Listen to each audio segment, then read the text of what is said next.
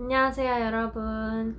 오늘은 7월 22일 새벽나라 64페이지 주인은 내가 아냐 라는 제목으로 함께 묵상하도록 하겠습니다. 오늘부터 성경은 제가 읽지 않고 여러분들이 새벽나라 책으로 읽고 오거나 아니면 유튜브 설명란에 적어 놓을 테니까 참고해서 먼저 읽고 같이 묵상하도록 하겠습니다. 오늘 말씀은 로마서 1장 26절에서 32절 말씀입니다. 오늘 본문 말씀에서는 하나님께서 세우신 창조 질서를 어지럽히는 사람들과 그것을 내버려 두시는 하나님, 그리고 그에 따른 그 결과가 나타나고 있습니다. 먼저 사람들은 어떻게 했나요? 하나님께서는 여자와 남자가 한 몸이 되도록 창조를 하셨는데 사람들은 이것을 뒤바꾸어서 비정상적인 관계를 맺습니다. 한마디로 얘기하면 동성애를 했다는 거죠. 이 로마서가 기록될 AD 57년경의 역사적 배경을 살펴보면 당시 로마에는 신전이 있었어요. 아프로디테, 아테네, 제우스 이런 신들을 섬기는 신전이 있었는데 거기를 담당하는 여사제가 있었습니다. 사람들이 이 여사제와 성적인 관계를 맺는 의식으로서의 관습이 있었다고 해요. 또 남자들의 동성애 같은 경우에는 대등한 관계에서 이루어졌다기보다는 스승이나 어린 제자 아니면 주인과 어린 남자 노예의 관계에서 일어나는 성적 착취였어요. 자유민 계급인 남자들이 노예 계급인 소년을 데리고 관계를 하는 모습이 일반적이었고 그 피해자들은 대부분 어린 청소년기의 남자아이들이었습니다.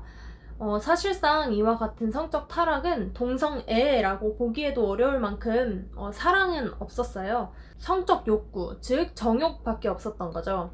문맥을 통해 봤을 때 바울이 말하고 있는 것의 핵심은 하나님을 떠난 사람들의 병적 상태가 하나님께서 보시기에 얼마나 악한지를 말하고 있는 것입니다. 성경을 좀 더 쉽게 풀어서 해설하고 있는 메시지 성경을 보면 이렇게 서술하고 있어요. 그들은 하나님과 사랑이 빠져버린 불경하고 무정한 비참한 존재가 되고 말았습니다.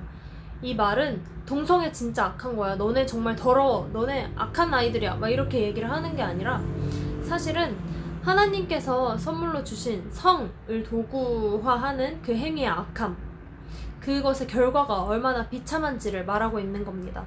말 그대로 하나님도 사랑도 없는 관계는 참담하다라는 것입니다. 동성애뿐만 아니라 최근 이슈가 됐던 N번방 사건의 경우에도 똑같습니다.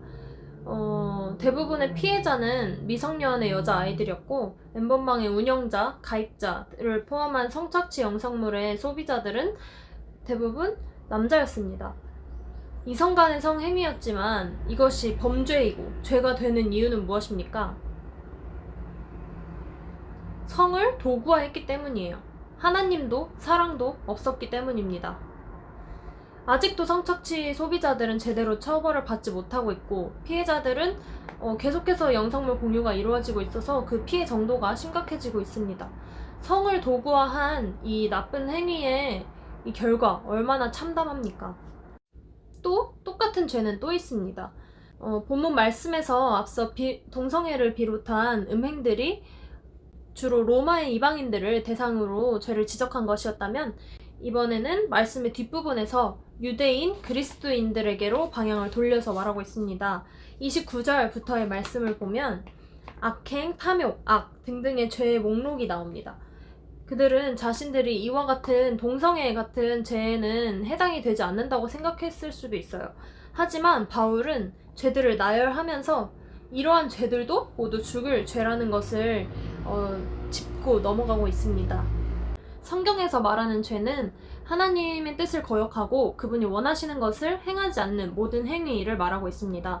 그렇다면 여러분, 앞서 말했던 동성애보다 이 뒤에 나온 질투, 교만, 다툼, 자랑하기 좋아함, 부모를 거역함 등의 죄들이 더 작은 죄일까요?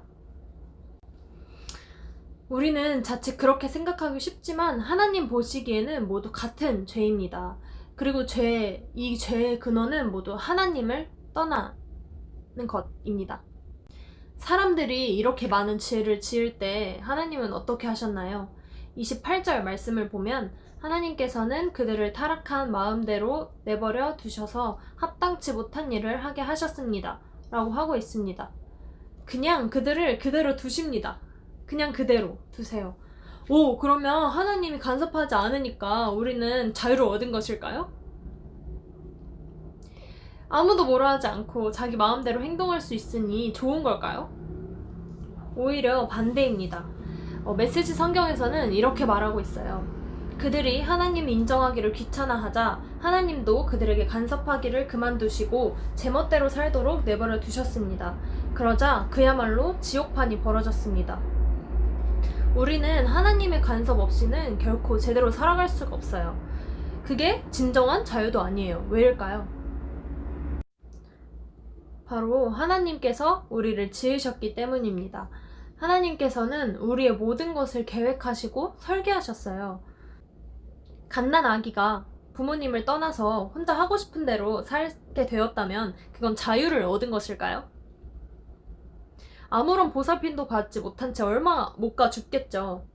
그러면 어린아이가 초콜릿을 좋아한다고 해서 그것을 원하는 만큼 계속 준다면 그게 좋은 부모일까요? 부모의 간섭이 없이 자라는 아이, 하나님의 간섭이 없이 살아가는 우리들의 모습은 그야말로 지옥판일 수밖에 없습니다. 여러분 이걸 기억했으면 좋겠어요. 우리가 하나님을 믿고 안 믿고 하나님을 우리의 주인으로 받아들이고 받아들이지 않고는 중요하지 않습니다. 중요한 것은 하나님께서 우리를 선택하셨고 사랑하신다는 것입니다. 아직 이거를 실감하지 못하는 친구들이 많을 거라고 생각을 해요. 하지만 여러분이 믿든 믿지 않든 간에 하나님께로 나아갈 때 이것이 깨달아지는 기적이 일어날 거라고 저는 믿습니다. 하나님을 의지하고 붙들므로 사랑 안에서 살아가는 여러분이 되기를 바래요. 우리 기도하고 마무리하도록 하겠습니다. 우리를 사랑하시는 하나님, 오늘 말씀 묵상을 통해서 하나님께서 우리를 내버려 두실 때 얼마나 큰 어려움이 생기는지를 나누었습니다. 우리가 우리의 죄를 깨닫고 회개하며 하나님께 더욱 의지함으로 살아가기를 원합니다. 우리는 그럴 힘이 없으니 하나님께서 우리를 도와주세요. 매일의 일상 속에서 하나님께서 간섭하시는 삶을 살 수 있도록 함께 해주세요. 예수님의 이름으로 기도드렸습니다. 아멘.